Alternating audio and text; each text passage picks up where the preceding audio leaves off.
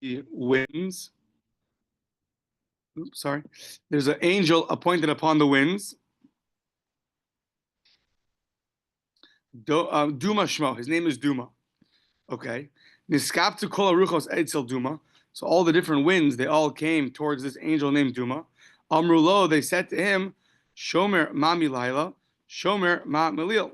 So they wanted to know, when is Mashiach going to come? When is exile going to be over?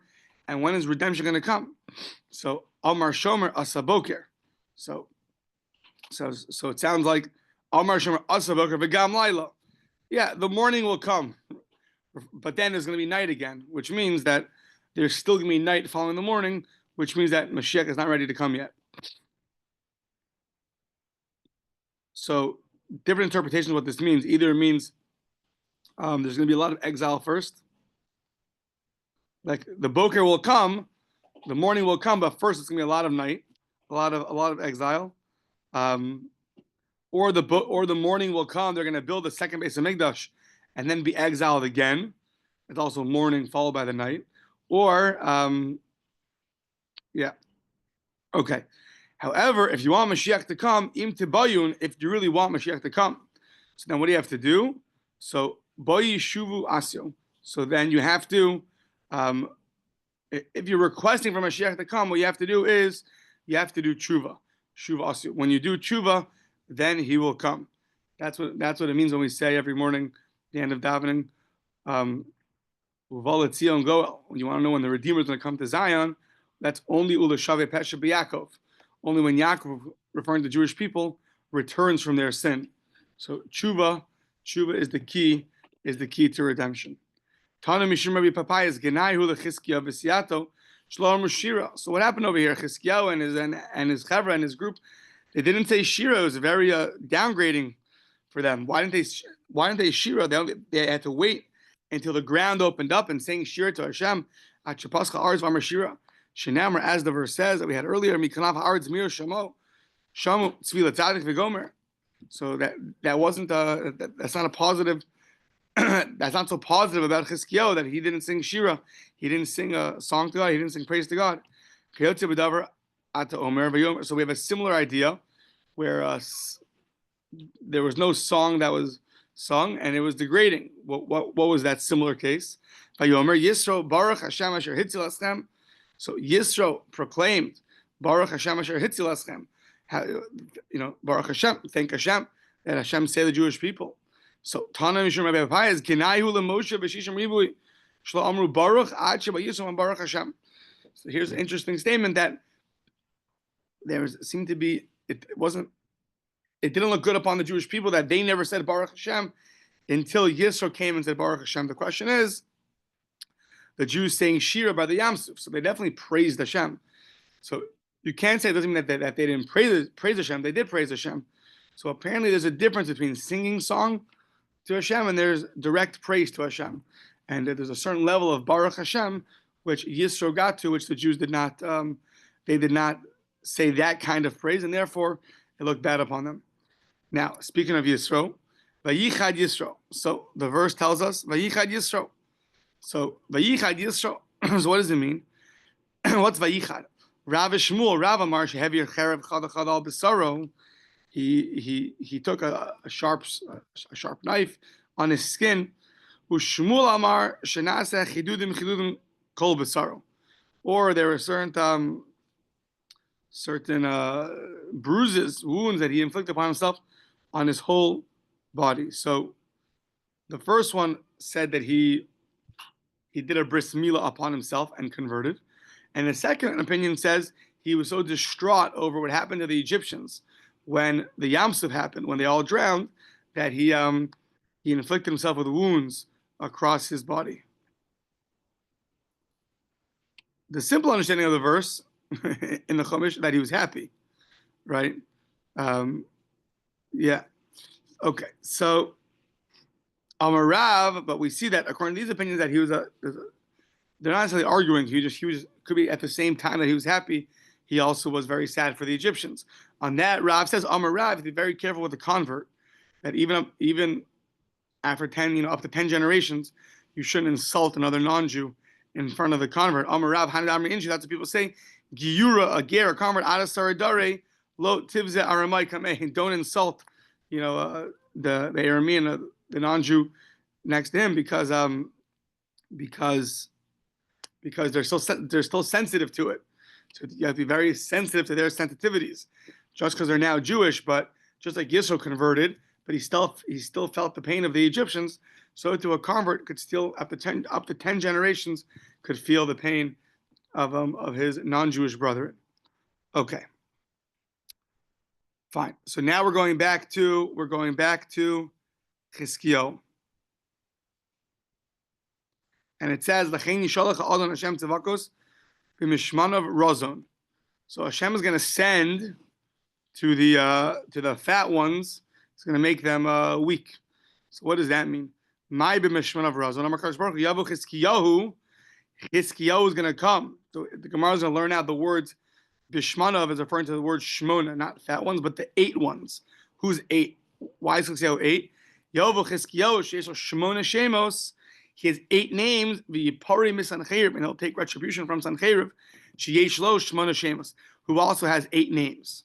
So what are these 8 names? Chizkiyahu, as it says, the verse says in Yeshaya, Ki yeled yulad lanu. There'll be a son born to us. Who's this? He is Ben Nitain Lanu. A son will be given to us. But Tehiyah Misra al Shechmo Vayikar Shmo. What's his name going to be? Pele Yoetz, Kel Gibor, Avi Ad Sar Shalom.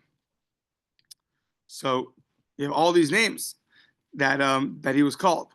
So says the Gemara, but hold on, he's also called Chizkiyahu, V'Haika Chizkiyahu.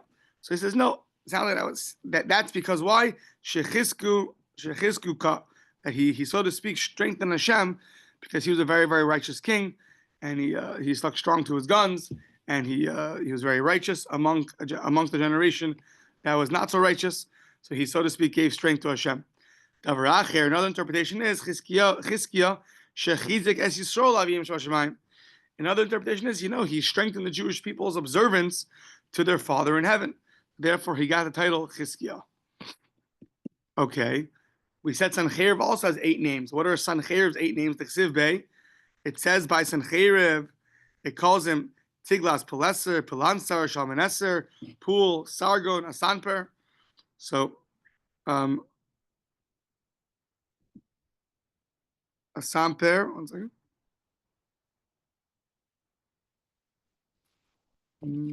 Yeah. So all these different names, Asanper. So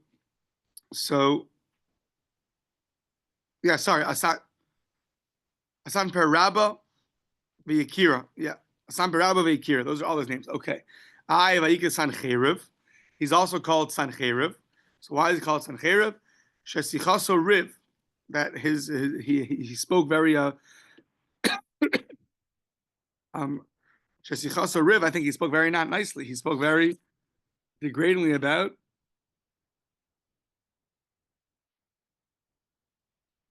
Yeah, his conversation it was Riv. It caused fights. It caused a lot of strife. He also it could be more than that. It could be he spoke out against Hashem. So meaning the word Riv here usually means like to refer to causing argument, but here it sounds like it means he did much worse. He spoke against Hashem. Okay. He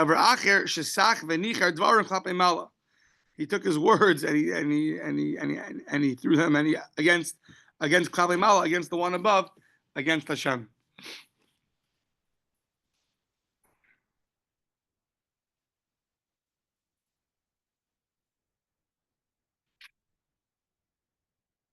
Sounds like either he argued with Hashem, they argued with Hashem, or he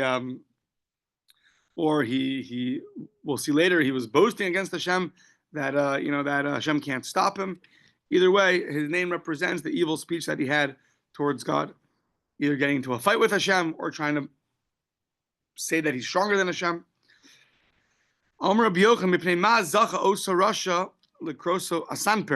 Why was this evil person? How did he merit to be called Asanper? So what's Asanper? It sounds like Asanper is like the great one. Asanper Grava V'Yakira. He was called Asanper, the great one and the revered one. So one of Sancheriv's names, even though he was this terrible person, but it sounds he got a positive name. He was the great and the revered one. How did he merit such a title? Mipnei shelo siper begnuso shel Eretz Yisrael. Interesting. He didn't speak degradingly about Israel. Why? Because when he was threatening to conquer Yerushalayim, he said the following. So he threatened them, not threatened them. He told them, "I'll take you to a place. I'll take you to a place that's just like your land." He didn't say, I'll exile you to a land which is better than Eretz Yisrael. He said, I'll exile you to a land which is like Eretz Yisrael. And he didn't put Eretz Yisrael down. And for that, pretty incredible, for that not degrading Eretz Yisrael, he gets forever, one of his titles is a very chashuv, very important title. He gets a very special title. Okay. So now, Rav Shmuel, Chad Amar Melech Pikeach Haya, the Chad Amar Melech Tipesh Haya. So one opinion says he was a wise king, a very smart king. One said he was a foolish king. Why? So let's see. According to the opinion that says he's a very smart king, if he would have said, Adifa Ma'araichu, I'll take you to a place that's greater than your land. So Amru, Kamashakarta. What do you mean? There's no land that's greater than Eretz Yisrael. So he was smart in the fact that he didn't tell them such a, he's trying to get them out of Yerushalayim. He didn't tell them this statement of, I'll take you to a place that's better than Eretz Yisrael. Because that would be a dumb thing to say, because no place is better than Eretz Yisrael. Uman da'ar melech tipeshaya. And according to the one who says you're a melech tipeshaya, he was a foolish king. Im kain maya rebuse. What did he gain? I'll take you to a place like Eretz Yisrael. Sounds like, what's the gain in that? Like, why would they want to go? If it's like Eretz Yisrael, so we'll just stay here. So that was a foolish statement. Okay. Now, leheicha ugly. So Sanhedrin did not succeed in conquering Yerushalayim, but one thing he did succeed in was exiling the 10 tribes. So where did he exile these 10 tribes to? Marzutra Amar LaAfriki, to a place called Afriki, presumably Africa. I don't know. Sounds like that. Rabbi Chanina Amar LaHare Slog, to the mountains of Slog. Yeah. Okay. So we mentioned that he did not speak disparagingly about Israel. Aval Yisrael, but the Jewish people themselves, they did speak negatively about Israel. Sipru b'gnuso shel Eretz Yisrael. Why? Kimatu sos. When they got to this place called Sos, so they said, Omri Shavya Ki'arin. Our land is for naught. So they got to a place called Shosh, and they said it's called Shosh because it's similar. Amri Shavya Kiaran. It's similar to Eretz Yisrael. So that was one thing. It can't be similar to Eretz Yisrael. Kimatu Almin, when they got to a place called Almin, so then what they say, Amru Ki Almin. They said the same thing. This land is like our land. So they kept equating things with Eretz Yisrael. Kimatu Shoshtrei. When they got to a place called Shoshtrei, Amri Al Chadtrain. He said it's called Shoshtrei. Why? Because it's twice as good as Eretz Yisrael. So they're equating and then they're even superseding Eretz Yisrael with other lands. That's speaking negatively about Eretz Yisrael. Yeah. Okay. So now we're going back to the beginning of Yeshayahu. That's prophesying about the downfall of the Assyrian army. And there the verse says, what's going to happen? They're going to die. But it says, V'tachas kivodo yekod yikod kikod eish. So literally, under their honor, they're going to be burnt up by the fire under their honor. So what does it mean that they're burnt under their honor? Rabbi Yochanan tachas kvodo v'lo kvodo tachas kvodo v'lo kvodo mamish. It means they'll be burnt under their honor, but not literally their honor. What does that mean? Ki had Rabbi Yochanan karele lema'anim machbudosai. One's clothing is called their honor, right? The Kohanim's clothing is called the Chabad Lucifaris. It's their honor. A person calls their clothing their honor, so they're going to be burnt under their clothing, but their clothing is not going to be burnt. Rabbi Elazar Amar Tachas Kvodo Mamish. No, they're going to be burnt under their honor, just like Kisreifas Bnei Aaron. They'll be burnt just like the children of Aaron. Mala Holon Sreifas Neshama V'Guf Kayim. Just like by the children of Aaron, the neshama was burnt up, but the body remained intact.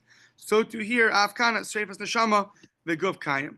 So to here, the neshama is going to go, and the body will stay intact. Okay. Tana Mishmeid Rabbi Yeshua.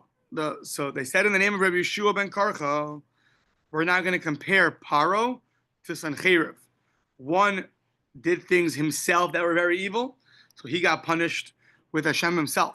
One sent a messenger to do something evil to the Jewish people, so Hashem sent a messenger to him. Mida kineged mida.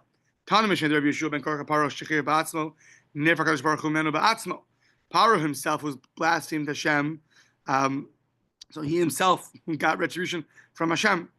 So Sanhedrin, who Shechirek, turning the page, Al Yidei Shaliach. So Nifra Kadosh Baruch Hu. So Nifra Kadosh Baruch Hu Mimenu Al Yidei Shaliach. So Hashem also he took retribution from him Al Yidei Shaliach. Yeah. So now, okay. So now let's see. Paro Dichsive Mi Hashem. Who is God? I should listen to his voice. So what happened? Hashem himself took retribution from him. That Hashem himself, he drowned him. He shook him literally. He shook him back and forth. But it was Vayinar Hashem. Hashem himself did it. And it also says, bayam susecha chomer mayim rabim. That it sounds like the water itself trampled him.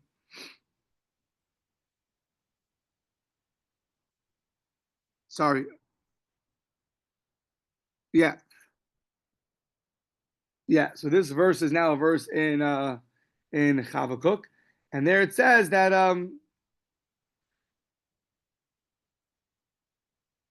it talks about Hashem's role in the Kriyas Yamsuf, and it says you Hashem Darakta Bayam, you were the one that was there with trampling the horses in the water. Okay, that's Paro. Sanhedrin Diksiv B'Yad Malachecha Charafta Hashem. So he said that in the hands of the messengers, he's going to go and blaspheme God. He sent someone to go to the Jewish people. So Nifra Kadosh Baruch Hu Imenu Al Yidei Shaliach. So Hashem sent a shaliach to go destroy him. The Jews were besieged. One of the incredible miracles in our history is that night 185,000 Assyrian soldiers all died. But the verse says, it was a messenger of Hashem. So just like he sent a messenger to let them know about their destruction, he was destroyed upon a messenger also. Okay. So next up is, continuing the story of Chizkiyahu HaMelech and Sanhedrin. So it says Rami Ksiv. It says in one pasuk, Maram Kitzu Ksiv Molom Kitzu. So in one verse it says that it's going to be that Sanhedrin will get to either the highest place, or which it sounds like the base of Migdash, or Molom Kitzu. Molom's like a lodge, like an inn that he'll get to its inn.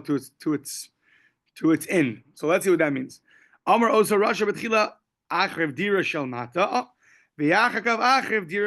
Sanhedrin was boasting, first I'll destroy Hashem's house down here, and then I'll go up high and destroy the house up there. Okay. Amar Bishua ben Levi, what does the verse say in Melachim, where it says, Ata hamiba'aldi Hashem, alisi ala makom hazeh la'ashchiso. So, Hashem Amar Elai, ol el haaretz hazos, ve'hashrisa. So this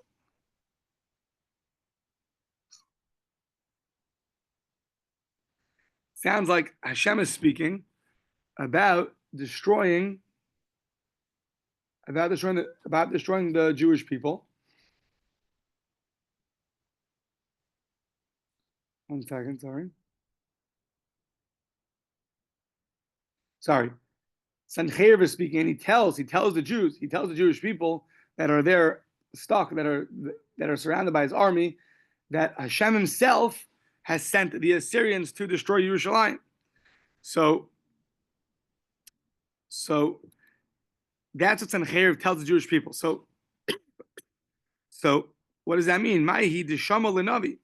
Sanhedrin heard the prophet who said, "The Kamar Yan ki, this nation, Yan ki masa amazeh eis mei hashiloach haholchim laat umesos es ratzon uben rimalyahu." So a cryptic verse which says that Sanhedrin overheard the prophet. He overheard the prophet saying that the people they rejected the waters of Shiloach. So we'll see what that means. What's the waters of Shiloach that are flowing? Umisos es ritzin ben rimalyahu, and instead they rejoice in Ritzin and ben rimalyahu. So then the end of the verse says that Hashem is going to bring upon them the king of Assyria. So Sanhedrin sounds like he heard that nevuah. He heard Yeshayahu say this. So that's what he means when he came and told the Jewish people, Hashem told me I should destroy you. So now, on this verse, Amar of Yosef says, "Ilmali targuma dehayikra lo habiyadana mai ka'amar." If not for the Aramaic, the Targum translation of this verse, I would not know what it's saying. So what does that translation say? Chalav deka ama hadein b'malchusa de Beis David. So you have this nation that's there in the kingship of David. Yeah. Which who leads them gently, like the water of Shiloach that flow gently. And instead of the kingship, so then they prefer these other things. So what did it mean, these rejecting the waters of Shiloach? So it sounds like they were rejecting the kingdom of David. So yeah. So this is all that Sanhedrin heard, that he told the Jews that Hashem told him to destroy them. Okay. Next, let's see. Ma'idechsiv, continuing with King Chizkiyahu. So Ma'idechsiv, there it says in Mishlei, Me'eres Hashem bebeis Rasha u'nevei tzadikim yivarech. So there's going to be a curse in the house of the Rasha, but in the abode of the tzaddikim, that the house of the tzaddikim will be blessed. Me'eres Hashem bebeis Rasha zeh pikeach ben Rimalyahu. This curse that's going to come to the house of the wicked is Pikeach ben Rimalyahu shaya ochel memsa goza. So he was the king. He was the king of the north, I believe, and he got cursed. What was his curse? Even after his meal, he would have another 40 saw, tremendous measurement of gozlos, of certain doves, for dessert. Meaning the curse was he's never going to get satiated. He would have a small measurement of vegetables, and that would satiate him. Okay, so now back to Yeshaya. It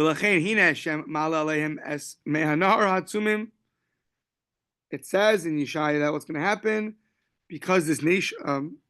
Sorry. Hatsumim v'harabim es melech Ashur es kol kavod v'hala al kol afika v'halach al kol gedosav. So the verse is talking about that Yeshayahu Hanavi says that Hashem is going to bring them up through the waters of the river to the king of Assyria, and then it says uksiv v'chala bihuda shataf v'avar ad tzavar. What's going to happen? So the river is going to go through Yehuda, overflowing as it passes through. And where is it going to go? Up to the neck. Okay, up to the neck. That's the rest of the prophecy that Sanhedrin heard. So from the Navi. So it seems like from the Nevuah that that the Melech Asher, the king of Assyria, Sanhedrin, is going to go and he's going to go through Yehuda, and he's going to go through it and destroy them. So if that's true, says the Gemara, my time Yanish, for what reason was he punished? So he misinterpreted the prophecy. Navi Aseres Hashvatim is Navi. Ihu Yoav Date Al Kula Yerushalayim. Sancheriv understood that he's going to destroy the whole Yerushalayim. The prophecy was only about the 10 tribes. So Ba Navi Amar Le Kilo Muaf LaAsher Mutzakla. What does it mean? Muaf here means weary. LaAsher means strong. Kilo Muaf LaAsher Mutzakla, to the strong one. So the weary is not going to go to the strong. What does that mean? Amar Belazar Bar Barachia, Ein Nimser Am Ayef Betorah. Very interesting description of these two groups of the Jewish people, the ones that got punished, the ones that were in the north, and the ones in Yerushalayim. The Gemara describes them as, it says that the nation Am Ayef Betorah, the nation who's tired in Torah, are not going to be given over biyad mi hametziklo, to the strong one. Meaning, it sounds like they're weary from Torah because they're spending their day learning Torah, and they're getting that's what's wearing them out. That nation is not going to be given over to Asher. Yeah. Okay. So now the end of that pasuk, it says, "Mai ke'es harishon." Ke'es harishon heikel artza zevun v'artza naftali la'achron hechbir derech hayam ever hayarden galil hagoyim. So what does this whole verse mean? The end of it, still the prophecy of Yeshayahu, who's prophesying about the downfall of these of part of the Jewish people. So what does it mean? It means lo karishonim shehikilu me'aleim ol Torah, aval achronim shehikbidu leim ol Torah. So that you guys, it sounds like you guys, the ones that are going to be hopefully spared. So the kingdom of Yehuda is not going to resemble the fate of the first one. So meaning, you the kingdom of Yehuda, so you're not going to resemble that would happen to the other part of the Jewish people, that were who they were light, so to speak. They lightened themselves from the yoke of Torah. So let's see what it says. It says, Lo karishonim shekilu maleim ol Torah, aval achronim sheichbidu leim ol Torah. This generation that was in Yehuda, they were deserving. They were so great, even through all this exile and all these threats and all these battles and everything that happened to them. But they never weakened from themselves the yoke of Torah. Therefore, this nation is fitting to have a miracle done to them, like the people who Hashem split the sea for, the ones that the miracle happened in Yarden. Or those who crossed over the Ever Yarden. There's also a time when the sea split. So this generation was so great that these parts of the Jewish people were so great that their fate is not going to be like the earlier ones who lightened their yoke of Torah. So now, im chozer b'mutav v'im lav ani aselo galil v'goyim. So if you return, if you do tshuva, then great. And if not, then you'll become like you'll become the mockery of the non-Jews. They're going to mock you. Okay, fine. Now, continuing. After these true matters, so now what happened? So came the king Sanhedrin, the king of Ashur, and he came to Yehuda, and he he set up his camps and he fortified the cities, and Vayomer lebikam elav, and he wanted to go and breach them to capture them. Yeah. So now, Hayi Rishna, Hayi Pardashna. So what does this mean? Now, how can it make sense? Hayi Rishna, Hayi Pardashna. Such a reward is going to come to somebody like Chizkiyahu Melech, meaning he worked so hard for Hashem. So, what's his reward? That the Assyrians are going to come and invade him? How can you bring that's not a reward for someone like Chizkiyahu? So, Achrei hadvarim ha'emes. So what does that mean? Amravina la'achar shekafetz Kadosh Baruch Hu v'nishba. After Hashem, so to speak, jumped and swore, va'amar iyamina leila Chizkiyahu. If I say to Chizkiyahu, my sina leila Sanhedrin, u'misarn le biyadcha. So, if Hashem tells Chizkiyahu, I'm going to bring Sanhedrin to Yerushalayim, and then I'll deliver him into your hand. So what's going to happen?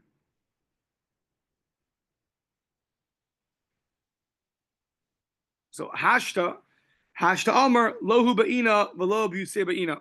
Chis is going to say, I don't want Sanhedrin, I don't want the reward, meaning don't bring him and have him scare us just to save us. I don't want Sanhedrin, and I don't want his fear. So Miyad, right away, Kapatz Kadosh Baruch Hu v'nishba. He got up and he made a shvua that he's going to bring them, meaning to tell Chizkiyahu that he's going to bring them is not going to go over well because he's not going to want it. So this way, he got up and he swore to bring it. That he's going to bring Sanhedrin to Yerushalayim. Shenemar Nishba Hashem Tzavakos Leimor. So Hashem made a shvua. He swore, saying, "Im lo kasher demisi kain haisa." So as I thought, Im lo kasher demisi kain haisa. That what kasher ya'atzti hitakum, that which I planned is going to happen. Lishbar Asher ba'arti v'alhari abusenu. That I'm going to break Asher in my land. And upon my mountain, I'm going to trample him. I'm going to run him over. And then what's going to happen? His yoke's going to be removed from upon them, and his burden shall be removed from upon his shoulder. So that's what it means. Achar devarim b'ha'emes. What's the devarim b'ha'emes? Is that Hashem made this shvua. He made this oath to bring Sanhedrin, and therefore. And that's what that means. Okay, a little more. So, Amar Rabbi Yochanan, Amar Kadosh Baruch Hu, Yavo Sanhedrin v'siyato, v'yasam avos l'Chizkiyahu. So Sanhedrin is going to come, and his people are going to come, and his followers, and they're going to become an avos. An avos is like a place where the animals eat from, a trough. So for Chizkiyahu and his followers, meaning that that they're going to go, just like animals eat up their animal food, so too this nation is going to be destroyed. Yeah. Okay, I guess one more. So v'haya b'yamahu yasser sublu me'al shechmecha. So back in Yeshaya again, it says in Yeshaya, still about the prophecy, that it's going to happen that we're going to remove the oak from your shoulder, and from upon your neck, and so too the yoke is going to be destroyed because of shaman. What does that mean? Amar Ritzak Nafcha says, Chubal ol shel Sanhedrin mipnei shamno shel Chizkiyahu. The yoke of Sanhedrin was broken by the oil, the word shuman, like shemen, of Chizkiyahu. Why? Shayadoli bate knesios ubate midrashos, because of the light that was in the shuls and the bate medrash. Amazing thing. That night, also not charav al pesach base medrash. Every base medrash in Eretz Yisrael, I believe, had a sword on their door, and no one's allowed to leave. Amar kol mi she'ena osek b'Torah. Anyone who doesn't learn Torah tonight, who gets immersed in Torah, yitkar b'charav, will be speared by the sword, will be killed. And what happened that night was zu batkum midan ad Beersheba, from the north to the south of Israel, v'lo matzu am arts. They didn't find one am arts. Everyone that night became someone who was knowledgeable in Torah. Migivas v'ad antiparos v'lo matzu tinak v'tinoches ish v'isha shalahayu b'kiyin v'hilchos tumah v'tara. They didn't find anybody who wasn't an expert in the laws of Tumah and Tara. And I guess we'll continue.